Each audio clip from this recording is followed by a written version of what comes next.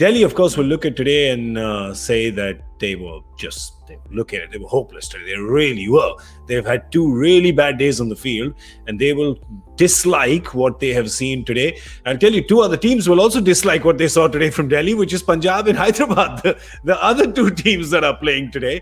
And that's what you saw. And just one last word before I move on to Punjab and Hyderabad, just a sec. Rishabh Pant, right? Rishabh Pant today was out felling trees, wasn't he?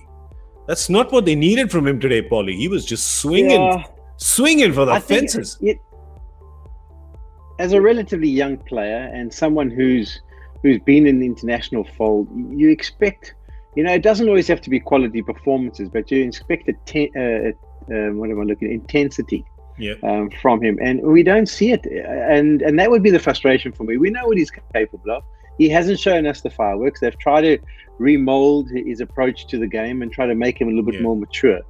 But prime example is someone like a Kohli and de Villiers. When you see them together, sure, they might not be crashing boundaries at certain times, but they're running between the wickets is like they're intense. They're out there. They're trying to make this game happen any way they can, and then the firepower will come. Whereas these guys, almost it's the stage is just like, well, knock it, jog through for one. Oh, I mistimed that.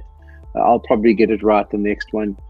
It's not that kind of game. We've seen a lot of that from CSK as well throughout the season, with the lack of intensity from the older guys, and eventually that tends to catch up with you. So I think Ricky will have a few words. I mean, the way Ashwin went about it wasn't to their original plan. There were some good things from some of the fast bowlers, but the batsmen, there's been a lack of intensity now for 2 or 3 games, and that's something they'll have to address. Too many dot balls.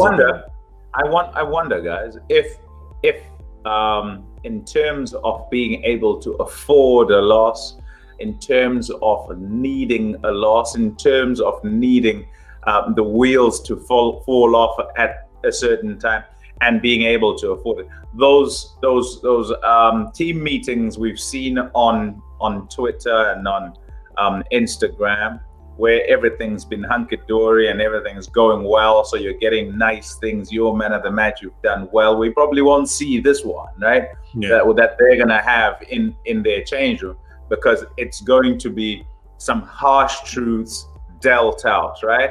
But the harsh truths and, the scoldings that might well take place are just so that there's the realization that there's nothing can be taken for granted in this tournament. If they didn't realize it, if they didn't know it, now they do know. The good side is that they can somewhat afford it because of where they are, because of how well they've gone to this point. The challenge becomes, though, having gone so well and then gone off the boil in this game, can they get back on the horse and be back where they were? Or are they suddenly under some sort of pressure and unable to freely express with their skills like they've done before? So, I think it probably does come at a good time, but the question will be whether they can get back to what they were.